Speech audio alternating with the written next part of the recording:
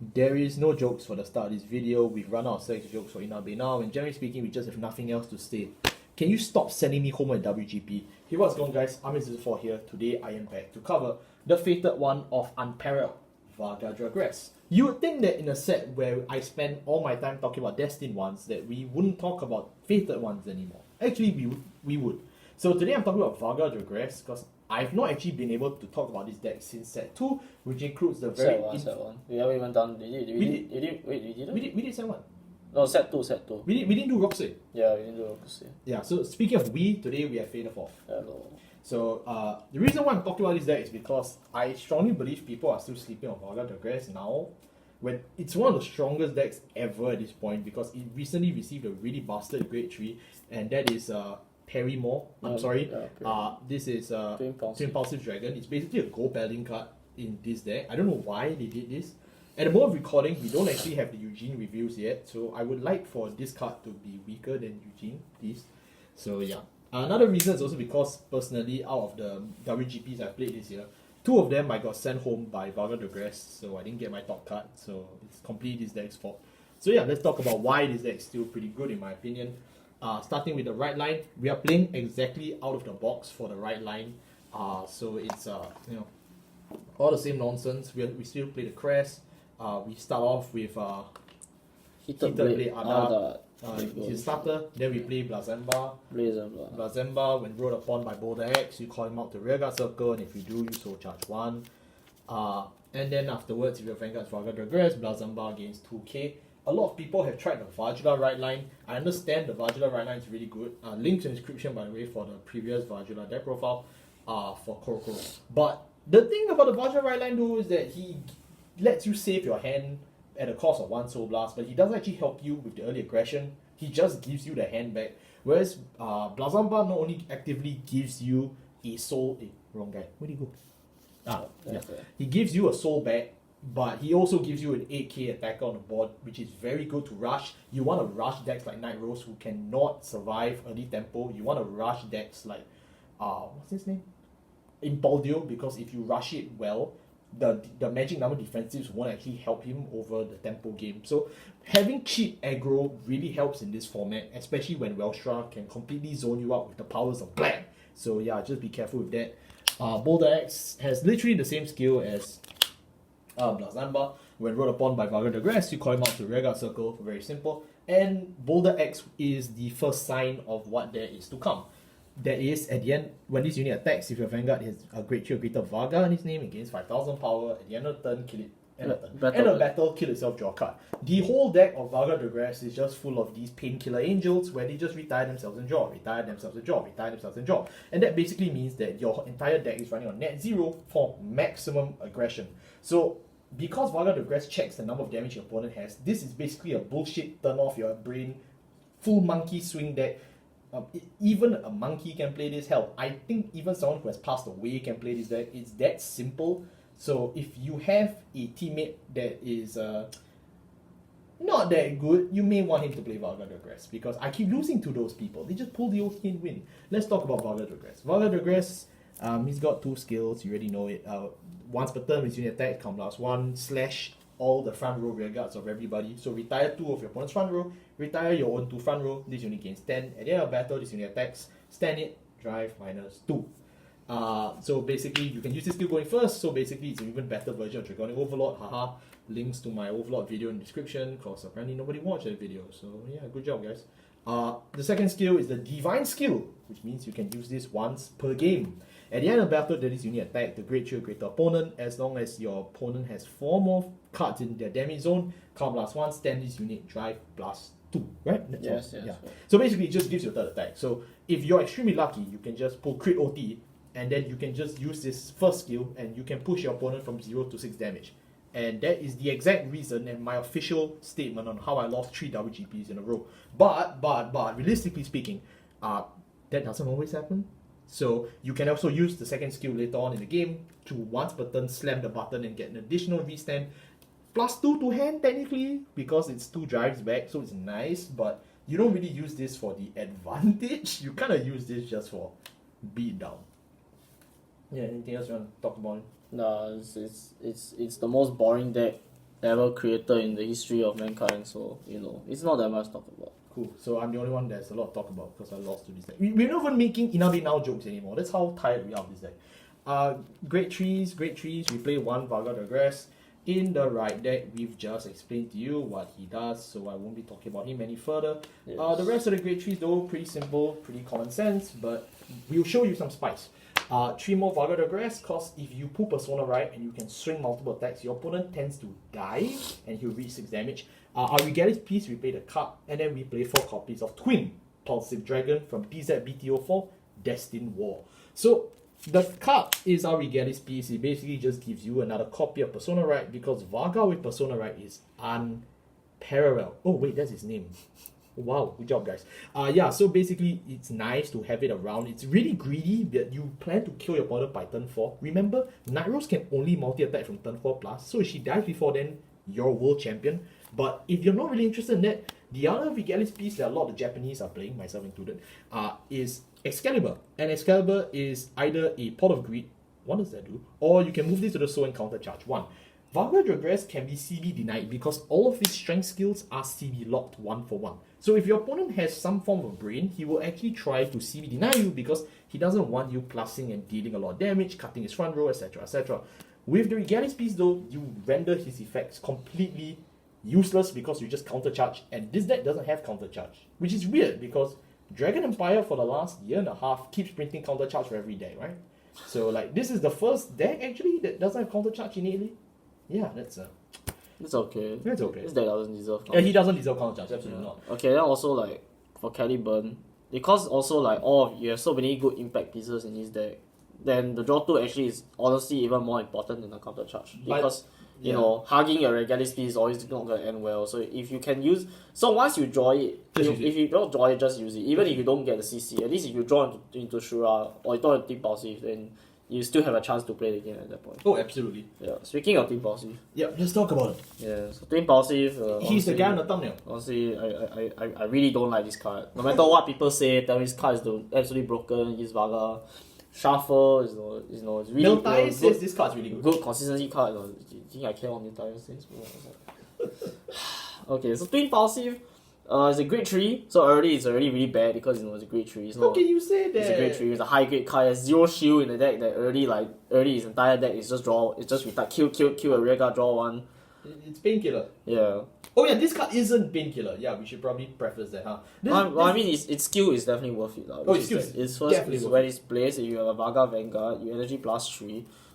You look at the top 5 cards of your deck and you call a grade and you call up to 1 grade 2 or lower rear guard card from among them to rear guard circle, they shuffle your deck. So seems self-explanatory, you just call Shura.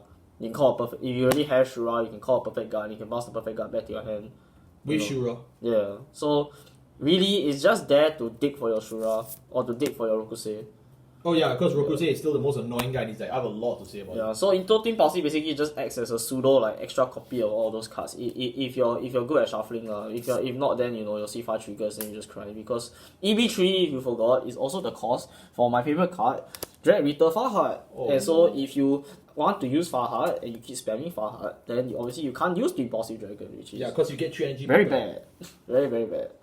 And then so it's a gambling card. It's a gamble card, but for what it's worth, it definitely does boost the consistency of Varga, and I won't deny that sometimes it does save you the game. It also helps that if you're on a back foot and you're running out cards in hand, because your opponent's rushing you, for example, if he's playing Harry, you can just drop the Twin Pulsive, EB3, and if you've shuffled well, I assume you have, you can call another attacker back, and that instantly gives you the same 4 attacks back on track, and with perfectly good numbers. So realistically speaking, this is also like a safety net, but that depends on how good your shuffling is. Yes. And why do I even say that with good numbers is because when this unit is retired by your effect of your Great Shield Greater Vanguard with Varga in its name, yes. And if your opponent is also Great Shield Greater, surprise, choose one of your Vanguards and it gains 5,000 power. Until the end of the turn. Until the end of the turn. So that means your little Varga Dragres multi-attack, the one I said he can do 2 to 3 times, it's going to be at even higher powers. It's going to be 18k, and then you give the plus 10, it's 28k, and then if you give another 10, it's 38k, and that means even Majesty Lord Blaster is not safe. So, realistically speaking though, Twin Impulsive, while he doesn't fit the bill of being a Varga card, he's not a painkiller, neither is he a broken card. He's Gold Paladin in the weirdest space possible, and he's also a little flair of... What's the guy that you move to so and give 5 for the Vanguard multi-attack? Which deck was that? There was a guy, right? Yeah, there was. But the name is escaping me. Oh no. He's in Overlord, right? Oh yeah, the discard folder, yeah. That card. Yeah, the one for set 5. I forgot. Oh, the two swords guy. Okay, never mind. But I know which guy you're talking about. So, but it's basically that. If for those of you in my audience who knows what I'm talking about, just comment in the description who I'm talking about. But yeah, that's basically him. But it's all that in one card, which is probably why this card's pretty impactful. So if you are a Varga player in DZBT04, firstly, good job. Secondly, just pick this guy up. He's the only card you need from this set, and you're good to go. Moving on to our grade 2s. Our grade 2s, we play one copy of Boulder X in the right deck, but I can't even say that because he's gonna come out the rear guard and threaten you for magic numbers, magic draw, magic everything. And you know what? 3 more. Have 3 more. Fuck it. We ball. 4 copies of the beautiful Shura. And then we have 4 copies of everyone's favorite reprinted card. Rita Farhad. So Boulder X, as we already explained already, is basically just a 15k attacker and it's a painkiller, so not much to talk about. This card is probably gonna be in Varga for a very, very long time. Please ban it. If you're a real Nao-sim, you have 4 FRs by now, but sadly I'm not that dedicated. You're not that rich. Then you have... you should ask Fade a 4th to... you should ask Fade a 4th. You are Fade a 4th. Then you can ask... Then you have Mr. Farhad. So he's the the Gun Cycler for Dragon Empire. So obviously, he's still good in this deck because we're very, very reliant on our grade 1 lineup, and we also want to call grade 1s early, which means that the likelihood of them getting destroyed by our opponent, like if the opponent with an active brain is very high. So the fact that Farhad can revive them is obviously good. So if you forget what Farhad has done, it's the same Gun Cycler skill that every Gun Cycler has, that when this card is put to the Garden Circle or it's discarded to write into a card from your right deck, you Color Blast 1 / energy or Energy Blast 3 and you draw 1. Yeah, so it's a net 0 5k shield, and also he's good for riding up. So really, really good in a deck like Varga, which really doesn't want to get rid of his pieces because he wants to crush rush on turn 3. Definitely. Yes. Then of course, and he has his exclusive ability, which is that when he's placed on Dragon Circle, if you have Persona Reader this turn, Color Blast 1 or Energy Blast 3, choose a grade 1 non-sentinel from your drop zone and call it. Now you understand why we play so many copies of the Persona, because we want to loop that grade 1 toolbox, and you will see who they are in a second. Yeah, so far is just good. Really, there's no reason why you ever cut him. He's just too good. Unless they get direct support, that would. There's genuinely no reason why you would ever cut Farhad, honestly. That's good. Then of course we have Dreadwinter Shura, my favorite card. That's why I bought 4 silver rare of her. Amazing. So Shura's skill is that when she attacks, you Energy Blast 2. Yeah. Okay. No, this one is not the one locked by the Varga name. So it's when she attacks, Energy Blast 2, you choose one of your rear guards, and they get the skill is that when this card is retired from the field, you draw 1. No, it's retired from the field, the retired card doesn't go to the drop zone, it goes to your hand. So basically, if your retired cards retire themselves to draw, Shura just puts them back in hand. Yeah. It's a blast too. Yeah, technically. And you can and they are very strong on play skills and you can reuse them. Oh, very strong on play skill. Yes. Yeah, you can do that. And then her second skill is the one locked by the Varga Vanguard, which is that when this card is retired specifically by the ability of your Vanguard if there is a grade 3 or greater Varga, you Color Blast 1 and then call her back and then she gains 10k. Oh yeah, then her Energy Blast 2 also gives her 5k as well. So she's a magic number attacker with your Energy Blast 2, and then when you call her back, she's a 20k attacker. She really does everything for this deck, huh? Yeah, she does. That's why she's very important for this deck. Very, very, very, very, very important. Yep, so don't use this carelessly. Yes. You have to time it well when you want to use her. Alright. Moving on to our grade 1s. Our grade 1s, we obviously play a copy of Plazemba. We've already talked about him, but we sadly will not be playing any extra copies because he's actually pretty bad. Oh. I mean, it's a 10k booster, so it's okay. It's okay. We have much more dangerous cards. The one copy that you play is really going to be quite strong now. 4 perfect guards, including a Sanctitude. 3 copies of Midhead. 4 copies of Impale Horn, and him. 4 copies of Rokusei. Let's not talk about Rokusei first. I have a lot of things to say about him. So Impale Horn is the 15k booster that every fated one slash some of the destined ones get. I don't know why they are so insistent on not giving all the destined ones the 15k booster because it's really freaking annoying. Hell yeah. But its skill is so basically it's a 15k booster and it's a 13k booster it's a 13k booster. So only when it boosts, so you can't attack with it and then it's a 13k. So only when you boost then it's 13.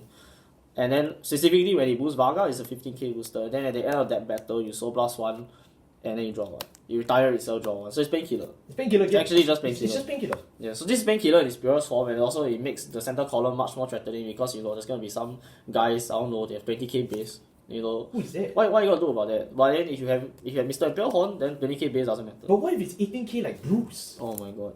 You know your idol M Crafter, he did Bruce. Oh my god, Li Xiaofell, it's crazy. Oh no. Okay, so Imperial Horn is good.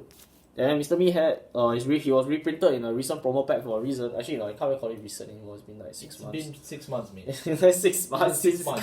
Where have you been? Yeah, but Me had it's a card from DZBT07 and he still has aged really well because there's certain timings that you really need the booster and then you also just need the cards in hand. And also it's a card that you can just throw down carelessly without really thinking about the lasting consequences because all he does is just when your Vanguard stands by something that's not the stand phase, then you retire himself to draw 1. Yeah, so it's Painkiller. Painkiller. Yes.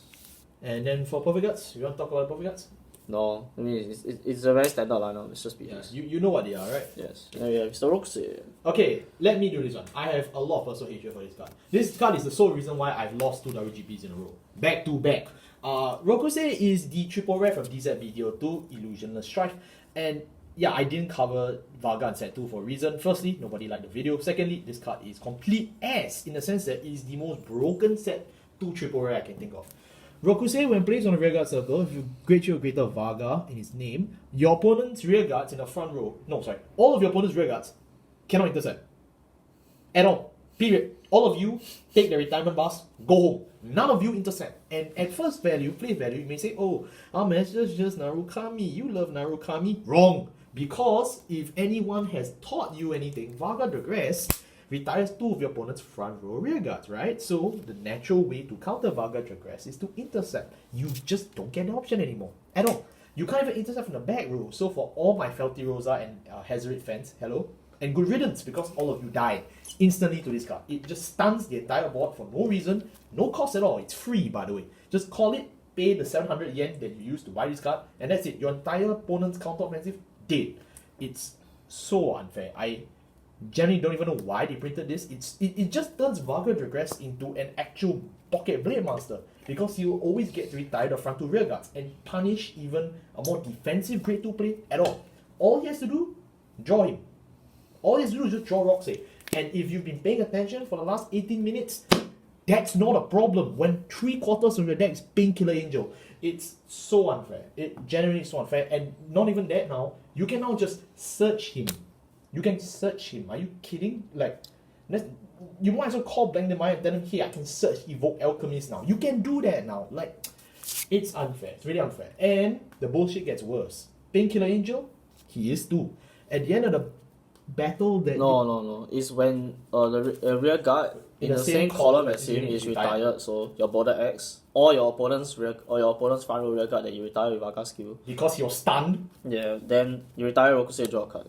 Yeah, exactly. So it's Painkiller for the 30th time and an instant board stun. So as long as you find 1 copy of him per turn 3 or turn 4, generally speaking, you just stun off your opponent's grade 2 board and that's it. Now I know what you're thinking, Ames, you're overreacting because decks that have grade 3s and grade 1s on the board exist. It's not about that. The point is that there is no hope in counterplay. And cards like this generally are just really unfun. It's really boring. Like anything I taught you guys in set 1 on how to counter is completely worthless now. Just call this guy is done. It's generally done. I've tried so many different decks at RGP and I just lose to this one guy over and over and over again. I brought Office, I died. I brought Majesty Lord, I died. I brought freaking, what's his name? I brought Vermilion, I died. I every deck I bring just doesn't work anymore because, oops, the whole board is done. And honestly, I'm the only guy in the room that will say this card needs to be banned. I need to see this card on the Forbidden Limited list next year. Konami, do something.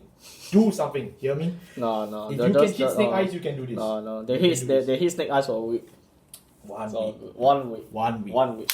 Upgrade Zeros is we talk about Heated Blade on that. So he's already been mentioned. So yeah, you can play any starter, but he's the best because he's the one used by Inabe Nao.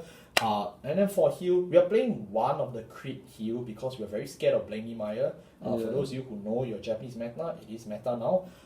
3 effect front, we are going full bullshit. We just want to rush and kill our opponent. So 3 front. And also because you go very wide on your early turn, so actually the front does help you. Even though Varga is of course a deck that is not very kind to having a full front row. Yeah. But you can especially now because we cut Obduracy Glyph, so we will no longer have a full front row anymore unless we sack our opponent to death and you have double shoot round on them. But that's the point of Varga. Yeah. So the fronts are always good. 8 crits and a 9th one. Have a 9th one. Have a 9th one. Crit OT win. 0 to 6 damage done. Easiest deck ever. And that wraps up Varga Dragres. Honestly, I don't think I've ever covered a deck with this much personal hatred in my life. Knowing that I can fully explain this deck and yet have 0 words on how to counter it, insane. The only way to beat Varga is pray your opponent's actually an idiot. He doesn't know how to shuffle, he doesn't know how to call, he doesn't know how to tempo, he doesn't know how to check triggers. Then you have a chance of winning. You find anyone who's generally been alive for the last 6 days, dead. You just lose. And yet, this deck is underrepresented. Everyone just rather play Shoujo Doji, they rather play Harry, they rather play, Impuldio. Everyone is just not playing this. I don't get it why. I'm not making this video to encourage you to play it. Don't play this deck, I hate it. But it's more of this deck should still have some awareness, especially given the last 2 triple rares I mentioned, which is Impulsive, and then we also have Rokusei. I feel that these 2 cards alone give Varga enough staying power to be looked at from an angle of relevance, that you should still fear him when you walk into your tournament hall and go, oh shit. But I mean, to be fair, there's nothing you can really do to prepare against Yeah, Varga, absolutely. except play Restand Heals. But the thing is that if you play a Restand Heal, then you're even more dead to Blanky Maya, Shoujo Doji, Impuldio, Hari, Night Rose. No matter what, you can't do anything to counter this deck. Yeah, that's the thing. Except just pray, just cut your opponent's deck well, and just pray that they just don't sack you. Absolutely. Yeah, which is. I mean, it's like, if you think about it, hasn't that what Overlord has been doing since 2012? You just can't prepare against it. You just have can just CBT 90N. It's 2 Color Blasts. Don't you dare, young woman. Don't you dare. You hear me? So yeah, that's really about all I have to say about this deck. Again, highly infuriating deck, but I think it's still worth the spot on this channel to talk about, especially since I haven't talked about this deck in about 8 months now. 7 months now, yeah. So yeah, that's really about it. This is just the obligatory update. We are hoping and praying this deck just doesn't get tournament promo because this would really push it over. It doesn't deserve it. It doesn't deserve it. Give the tournament promo to Eugene. He needs it. Thank you all so much for watching. I'll see you next time. Take care. Bye bye.